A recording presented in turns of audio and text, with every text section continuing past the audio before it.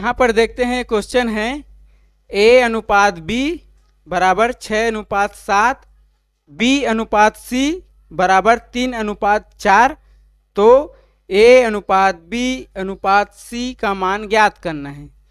तो सबसे पहले यहाँ पर ये देख लेते हैं कि A अनुपात B को A बटे B में लिख लेंगे, इसका मतलब ऐसी होता है, और इसको भी बटे में लिख लेंगे। ये B बटे C है, इसको भी बटे में लिख लेंगे B अनुपात C को, और इसको भी बटे में लिख लेंगे।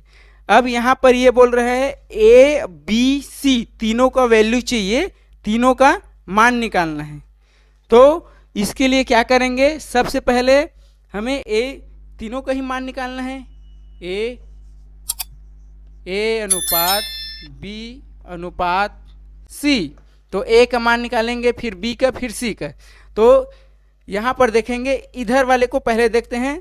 ये क्या है, लेफ्ट हैंड साइड, और ये है राइट हैंड साइड।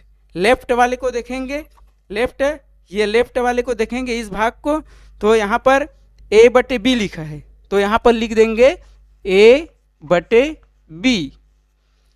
अब A बटे B को किसके साथ गुणा करना है, B बटे C के साथ गुणा करना है, मतलब मल्टी करना है।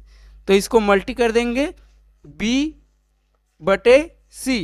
एक चीज ध्यान देना है कि जब A बटे B को B बटे C के साथ मल्टी कर दिए, तो ये इसको भी मल्टी करना पड़ेगा, क्योंकि A बटे B बराबर है 6/7 के। तो A बटे B को इसके साथ गुणा कर दिए हैं, ये A बटे B को दोनों को गुणा किए हैं ये, तो इसका भी, ये जो बराबर के उस पार है उसको भी गुणा करना पड़ेगा, क्योंकि इन दोनों को गुणा किए हैं, मल्टी किए हैं, तो इन दोनों को भी मल्टी करना पड़ेगा। तो यहाँ पर लिख देंगे 6/7 गुणा 3/4। ध्यान यही रखेंगे कि इन दोनों को लिखे हैं और इसको गुणा किए हैं, इस कारण से इसको भी लिखेंगे, बराबर के उस पार है तो, और इसको भी गुणा करेंगे। अब यहाँ पर एक चीज देख लेते हैं, ये ऊपर नीचे कटता है, ऊपर ऊपर गुणा होता है, नीचे नीचे भी गुणा होता है, लेकिन ऊपर नीचे अगर सेम कोई है और जो डिवाइड हो सकता है तो उसको डिवाइड कर सकते हैं। यहाँ पर देखेंगे ये B और B सेम है, समान है, इस कारण से B और B को ये गुणा कर, इसको काट देंगे, तो ये बन जाएगा A बटे C, क्योंकि B और B तो कट गया, तो बन गया ये A बटे C। लेकिन यहाँ तो काट दिए हैं, और इधर देखेंगे जो कटेगा उसको ध्यान रखना है कि जो कट रहा है, जैसे ये कट रहा है, तो याद से भी इसको काटना नहीं है, क्योंकि अगर काटोगे तो आगे का जो इसका आंसर निकालेंगे, वैल्यू निकालेंगे, वो गलत हो जाएगा। इस कारण से ये B और B को तो काट दिए, लेकिन इधर काटना नहीं है, सीधे सीधे ऊपर ऊपर गुणा, नीचे नीचे गुणा।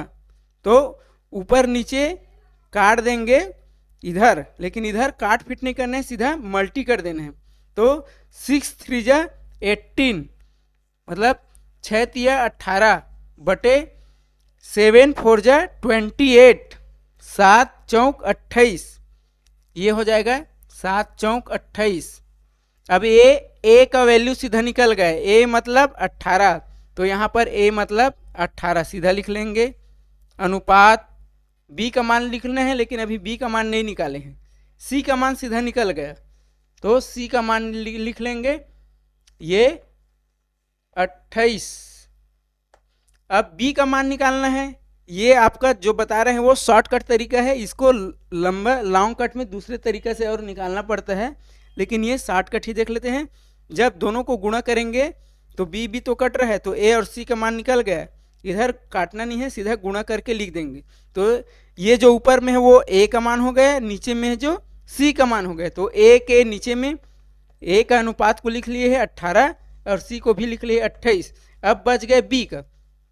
B का निकालना कैसे है, ये देखो, यहाँ पर B का मान 7 है और यहाँ पर B का मान 3 है, दोनों में है, ये B का मान 7 है और B का मान 3 है। इन दोनों B को गुणा कर देते हैं, मल्टी कर देंगे दोनों B के मान को, तो ये 7 3 21, 7 3 जा 21, तो यहाँ पर 21 लिख लेंगे।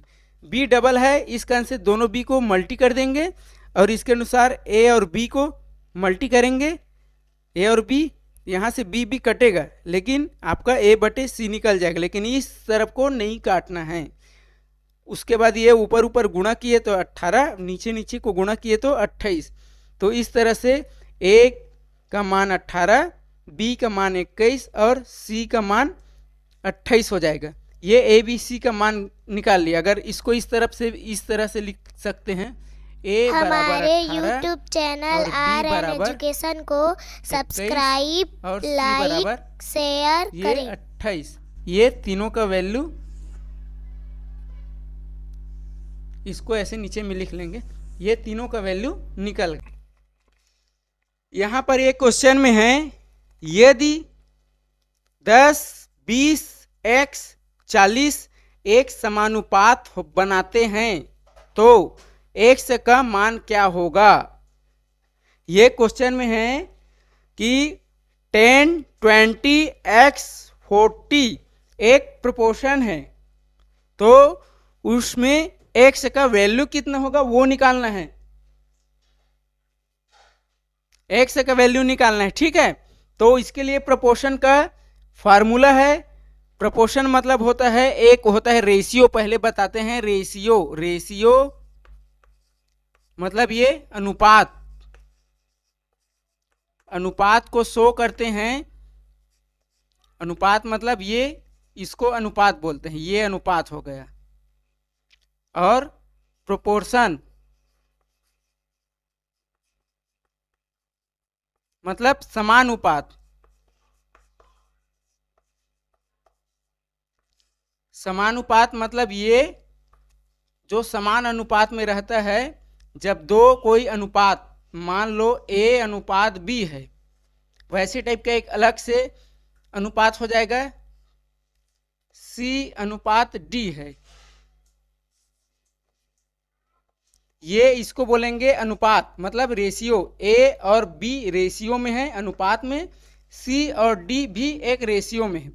अब समानुपात को समझने के लिए A और B जिस अनुपात में रहेंगे या जिस अनुपात में होंगे, वैसी सेम टू उसी अनुपात में C और D होंगे। अगर दोनों एक ही सेम अनुपात में हैं तो उसको बोलेंगे समानुपात या प्रोपोर्शन। तो अगर समान अनुपात में है दोनों तो इसको बोलते हैं A/B = C अनुपात D, C रेशियो D। यह दूसरे शब्दों में समानुपात को बराबर भी कह सकते हो। बराबर इक्वल टू, समानुपात मतलब इक्वल टू, और अनुपात रेशियो अनुपात जो डिवाइड होता है भाग जो ऊपर हर और अंश में रहता है। अंश और हर, अंश मतलब न्यूमरेटर और हर मतलब डेनोमिनेटर के रूप में रहते हैं, उसी को अनुपात बोलते हैं या फ्रैक्शन भी बोल सकते हैं। अब यहाँ पर देखेंगे कि ये जो बोल रहे हैं 10, 20, x और 40 एक समानुपात बनाते हैं। समानुपात बना रहे हैं मतलब ये दोनों एक साथ रहेगा और ये दोनों एक साथ रहेगा। तो इसके लिए 10 रेशियो 20 प्रोपोर्शन x रेशियो 40 मतलब 10 अनुपात 20 समानुपात x अनुपात 40। ये क्वेश्चन जो बोल रहे हैं वो ऐसे बोल रहा है, इस रूप में है करके। अब इसमें x का वैल्यू निकालना है, आंसर निकालना है। तो ये इसको लिख सकते हैं 10/20 बराबर x/40। हमें x का मान निकालना है, इस कारण से ये बराबर के जगह में बराबर रहेगा, यहाँ पर x अपने जगह में रहेगा और ये 10/20 भी अपने जगह में रहेगा। हमें x का मान निकालना है तो x के साथ में जो भी रहेगा उसको बराबर के इस पार भेज देंगे। तो x को अकेले रखना है, इस कारण से 40 को बराबर के इस पार भेज देंगे और 40 को इस पार भेजेंगे, मतलब बराबर के इस पार आ रहा है तो उसको बोलते हैं पक्षांतर। इसको उसमें पक्षांतर कर रहे हैं, दूसरे पक्ष में कर रहे हैं, इस कारण से 40 को इधर भेजेंगे तो ये बटे में है भाग में है वो गुणा में हो जाएगा, ऊपर चला जाएगा। और 40 को अकेले रख दी, ये 40 के साथ ये x अकेले हो जाएगा। अब यहाँ पर देखेंगे 0 से 0 कट सकता है ये, और 2 1 जा 2, 2 2 जा 4, मतलब 2 एकम 2 और यहाँ 2 दूनी 4। अब x को अलग से लिख लेंगे, x इज इक्वल टू पहले भी लिख सकते हैं।